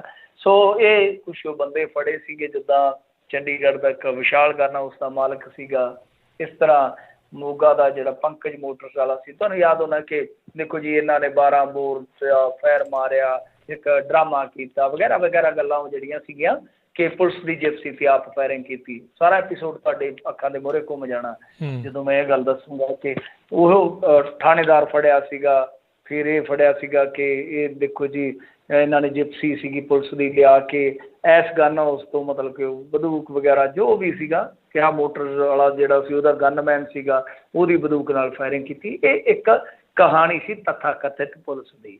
ਤਾਂ ਉਹਦੇ ਵਿੱਚ ਇਹਨਾਂ ਨੇ ਆਰਮਜ਼ ਐਕਟ ਲਾਇਆ ਸੀਗਾ, ਅਨਲੌਫੁਲ ਐਕਟੀਵਿਟੀਜ਼ ਦਾ ਪ੍ਰੀਵੈਂਸ਼ਨ ਵਾਲਾ ਜਿਹੜਾ ਐਕਟ ਆ ਉਹ ਲਾਇਆ ਸੀਗਾ। ਤਾਂ ਇਹਦੇ ਵਿੱਚ ਵੀ ਇਹਨਾਂ ਨੂੰ ਜ਼ਮਾਨਤਾਂ ਜਿਹੜੀਆਂ ਮਿਲ ਗਈਆਂ। ਅਤੇ ਜਿਹੜੇ ਦੋਸ਼ੀਆਂ ਦੇ ਵਕੀਲ ਸੀਗੇ, ਕਥਿਤ ਦੋਸ਼ੀਆਂ ਦੇ ਵਕੀਲ ਸੀਗੇ, ਉਹਨਾਂ ਦਾ ਕਹਿਣਾ ਆ ਕਿ ਇਨਵੈਸਟੀਗੇਸ਼ਨ ਏਜੰਸੀ ਨੇ ਇਸ ਮਾਮਲੇ ਦੇ ਵਿੱਚ ਸਪੈਸ਼ਲ ਕੋਰਟ 'ਚ ਚਲਾਨ ਦਾਖਲ ਨਾ ਕਰਕੇ ਮੈਜਿਸਟਰੇਟ ਦੀ ਅਦਾਲਤ ਦੇ ਵਿੱਚ ਚਲਾਨ ਪੇਸ਼ ਕਰ ਦਿੱਤਾ। ਕੀ ਖੱਟ ਲੋਗੇ? ਮਤਲਬ ਕਿ ਜਿੱਥੇ ਚਲਾਨ ਪੇਸ਼ ਕਰਨਾ ਸੀ ਇਨਵੈਸਟੀਗੇਸ਼ਨ ਏਜੰਸੀ ਨੇ, ਉੱਥੇ ਚਲਾਨ ਹੀ ਨਹੀਂ ਪੇਸ਼ ਕੀਤਾ। ਕੀ ਨਿਆਂ ਦੀ ਤੁਸੀਂ ਉਮੀਦ ਰੱਖੋਗੇ? ਜੀ ਹੁਣ ਤੁਸੀਂ ਦੇਖ ਲਓ ਮਿੰਟੂ ਜੀ, ਵੈਸੇ ਲੱਤ ਮਾਰਨ ਵਾਲਾ ਪੁਲਿਸ ਵਾਲਾ ਤਾਂ ਸਸਪੈਂਡ ਕਰ ਦਿੱਤਾ, ਗੋਲੀਆਂ ਮਾਰਨ ਵਾਲਿਆਂ ਦੇ ਨਾਲ ਦੇਖ ਲਓ ਇਹ ਕੁਛ ਜਿਹੜਾ ਹੋਈ ਜੋ ਰਿਹਾ ਉਹ ਹੌਲੀ ਹੌਲੀ ਸਸਪੈਂਡ ਨਾਲ ਕੀ ਹੋ ਜਾਂਦਾ? ਇਹ ਸਿਰਫ ਤੁਹਾਡੀਆਂ ਅੱਖਾਂ 'ਚ ਮਿੱਟੀ ਪਾਉਣ ਵਾਲਾ ਕੰਮ ਆ। ਸਸਪੈਂਡ ਕੀ ਆ? ਸਸਪੈਂਡ ਦਾ ਮੀਨ ਪਤਾ ਤੁਹਾਨੂੰ? ਸਸਪੈਂਡ ਦਾ ਮਤਲਬ ਇਹ ਆ ਕਿ ਇੱਕ ਅਫਸਰ ਮੰਨ ਲਓ ਥਾਣੇ ਦੇ ਵਿੱਚ ਆ, ਤੁਹਾਨੂੰ ਪੁਲਿਸ ਲਾਈਨ 'ਚ ਘੱਲਤਾ, ਇਹ ਸਸਪੈਂਡ ਹੈ। ਇਹ ਸਸਪੈਂਡ ਹੈ, ਇਹਦਾ ਕੋਈ ਮਾਇਨਾ ਨਹੀਂ ਇਹਦਾ ਕਿ ਨੌਕਰੀ 'ਤੇ ਕੋਈ ਫਰਕ ਪੈ ਜੂਗਾ, ਕੁਛ ਨਹੀਂ ਹੈ। ਅੱਜ ਇੱਕ ਥਾਣੇਦਾਰ ਹੋਰ ਆ ਗਿਆ ਸਾਹਮਣੇ ਅਤੇ ਉਹਨੇ ਵੀ ਚੰਗਾ ਗੰਦ ਬਕਿਆ, ਦਾਰੂ ਪੀ ਕੇ ਗੰਦ ਪਾਇਆ, ਉਹਨੂੰ ਉਹ ਕਹਿੰਦੇ ਜੀ ਸਜ਼ਾ ਦੇ ਤੌਰ 'ਤੇ ਤੈਨੂੰ ਹੌਲਦਾਰ ਬਣਾ ਦਿੰਦੇ ਥਾਣੇਦਾਰ ਤੋਂ। ਚਲੋ ਉਹ ਤਾਂ ਮਾੜੀ ਮੋਟੀ ਉਹਦੀ ਅਕਲ ਕੋਈ ਟਿਕਾਣੇ ਆਊਗੀ, ਕੋਈ ਸਜ਼ਾ ਮਿਲੀ ਹੈ ਅਤੇ ਕੀ ਗੱਲ ਉਹਨੂੰ ਨਹੀਂ ਜੀ ਬਣਾ ਸਕਦੇ ਕਿ ਤੈਨੂੰ ਵੱਡੇ ਥਾਣੇਦਾਰ ਤੋਂ ਛੋਟਾ ਕਰ ਰਹੇ ਆ ਭਾਈ, ਤੈਨੂੰ ਅਕਲ ਆਊਗੀ। ਦੂਜੀ ਗੱਲ ਇਹ ਆ ਕਿ ਇੱਥੇ ਸਾਰਾ ਆਵਾ ਹੀ ਉੱਤਿਆ ਪਿਆ। ਅੱਜ ਇੱਕ ਮੇਰੇ ਖਿਆਲ ਦੇ ਨਾਲ ਡਿਸਟ੍ਰਿਕਟ ਅਟਾਰਨੀ ਪਤਾ ਨਹੀਂ ਕਿੱਥੋਂ ਦੀ ਘਟਨਾ ਆ, ਸਾਡੇ ਸਾਥੀ ਪੱਤਰਕਾਰ ਨੇ ਵੀਡੀਓ ਪਾਈ ਹੋਈ ਆ, ਅਤੇ ਉਹਦੇ ਵਿੱਚ 17 ਸਾਲ ਦਾ ਬੱਚਾ ਆਪਣੀ ਮਾਂ ਨੂੰ ਲੈ ਕੇ ਹਸਪਤਾਲੋਂ ਜਾ ਰਿਹਾ ਸੀਗਾ, ਕਿਤੇ ਗੱਡੀ ਦੇ ਵਿੱਚ ਮੋਟਰਸਾਈਕਲ ਲੱਗ ਗਿਆ ਅਤੇ ਉਹ ਖੁਦ ਕੁੱਟਣ ਲੱਗ ਪਿਆ। ਅਜੇ ਗਨਮੈਨਾਂ ਨੇ ਤਾਂ ਮੁੰਡਾ ਕੁਛ ਨਹੀਂ ਆਖਿਆ ਨਾਬਾਲਗ ਨੂੰ, ਅਤੇ ਉਹ ਮੁੰਡੇ ਨੂੰ ਆਪ ਭੜਕਾਉਣ ਲੱਗ ਪਿਆ। ਸਰ ਕਿਤੇ ਕਰੋਗੇ ਕੀ ਜੀ? ਅਤੇ ਮੌਕਾ ਕਹਿੰਦੇ ਕਰੋਨਾ ਵੀ ਇਹਨਾਂ ਦੇ ਲਈ ਮੋਦੀ ਲਈ ਬਣਿਆ ਆ। ਇੱਕ ਹੋਰ ਬੈਂਕ ਵੇਚਤਾ ਜੀ। ਹਾਂਜੀ IDBI ਦਾ ਫੱਟਾ ਚੱਕਦੇ ਲੱਗੇ ਆ, ਕੈਬਨਿਟ ਨੇ ਮਨਜ਼ੂਰੀ ਦੇ ਦਿੱਤੀ ਆ। IDBI ਉਹੀ ਬੈਂਕ ਆ ਜਿਹਨੂੰ ਇਹਨਾਂ ਨੇ LIC ਧੌਣ ਤੇ ਗੋਡਾ ਰੱਖ ਕੇ 21,000 ਕਰੋੜ ਰੁਪਈਆ ਇਨਵੈਸਟ ਕਰਾਇਆ ਸੀ। ਦੇਖ ਲਓ। ਤਾਂ ਜਦੋਂ ਇਹਨਾਂ ਦਾ 27-28% NPA ਹੋਇਆ ਪਿਆ ਸੀ, ਵੇਚਣ ਦਾ ਟਾਈਮ ਸੀ, ਉਦੋਂ ਵੇਚਿਆ ਨਹੀਂ। LIC ਤੋਂ ਧੱਕੇ ਨਾਲ 21,000 ਕਰੋੜ ਰੁਪਈਆ ਇੰਜੈਕਟ ਕਰਵਾਇਆ। ਉਸ ਤੋਂ ਬਾਅਦ ਜਦੋਂ ਬੈਂਕ ਸੰਭਲਿਆ ਹੁਣ ਕਹਿੰਦੇ ਕਿ ਨਹੀਂ ਵੇਚਣਾ ਵਾ। ਪਤਾ ਨਹੀਂ ਕੀ ਕੁਛ ਵੇਚਣਗੇ ਹਾਲ ਦੀ ਘੜੀ। ਤੇ ਫਿਲਹਾਲ ਤਾਂ ਤੁਸੀਂ ਕਹਿ ਸਕਦੇ ਹੋ ਕਿ ਆਪ ਦਾ ਮੇਂ ਵਿਅਵਸਾ ਕਿ ਲੋਕ ਇੱਧਰ ਧਿਆਨ ਨਹੀਂ ਦੇ ਪਾਉਣਗੇ। ਲੋਕ ਇੰਨੀ ਸ਼ਿੱਦਤ ਦੇ ਨਾਲ ਵਿਰੋਧਤਾ ਨਹੀਂ ਕਰ ਸਕਣਗੇ। ਤੇਲ ਦਾ ਖੇਲ ਵੀ ਸ਼ੁਰੂ ਕਰ ਦਿੱਤਾ। ਇਲੈਕਸ਼ਨ ਖਤਮ ਹੁੰਦਿਆਂ ਹੀ ਤੇਲ ਦੀਆਂ ਕੀਮਤਾਂ ਇਜ਼ਾਫਾ ਹੋਣਾ ਸ਼ੁਰੂ ਹੋ ਗਿਆ। IDPI ਵਾਲਾ ਵੀ ਚੱਕ ਦਿੱਤਾ। ਆਉਣ ਵਾਲੇ ਦਿਨਾਂ ਦੇ ਵਿੱਚ ਬਥੇਰਾ ਕੁਛ ਇਹ ਢੰਗਾ ਮਾਰ ਕੇ ਸੁੱਟਣਗੇ। ਜੀ ਜੀ, ਮਰਿਆਂ ਨੂੰ ਮਾਰਨ ਵਾਲੀ ਗੱਲ ਜਿਹੜੀ ਇਸ ਟਾਈਮ ਕਰੀ ਜਾਂਦੇ ਆ, ਛੱਡਣਾ ਇਹਨਾਂ ਨੇ ਕੱਖ ਨਹੀਂ ਮੁਲਕ ਦਾ ਲੱਗਦਾ। ਮਿੰਟੂ ਜੀ ਬਹੁਤ ਬਹੁਤ ਧੰਨਵਾਦ, ਤੁਸੀਂ ਇਹਨਾਂ ਖਬਰਾਂ ਬਾਰੇ ਜਾਣਕਾਰੀ ਦਿੱਤੀਆਂ। ਮਿਲਦੇ ਹਾਂ ਜੀ ਅਗਲੀ ਵਾਰ। ਸਤਿ ਸ਼੍ਰੀ ਅਕਾਲ। ਸਤਿ ਸ਼੍ਰੀ ਅਕਾਲ ਜੀ। ਦੇ ਸਰੋਤਿਓ, ਇੱਥੇ ਸਾਡਾ ਅੱਜ ਦਾ ਪ੍ਰੋਗਰਾਮ ਸਮਾਪਤ ਆ। ਮਿਲਦੇ ਹਾਂ ਅਗਲੀ ਵਾਰ। ਤੱਕ ਲਈ ਮੇਰੇ ਵੱਲੋਂ ਵੀ ਤੁਹਾਨੂੰ ਸਭ ਨੂੰ ਸਤਿ ਸ਼੍ਰੀ ਅਕਾਲ। ਸੁਣਦੇ ਰਹੋ ਜੀ ਪੰਜਾਬੀ ਰੇਡੀਓ USA।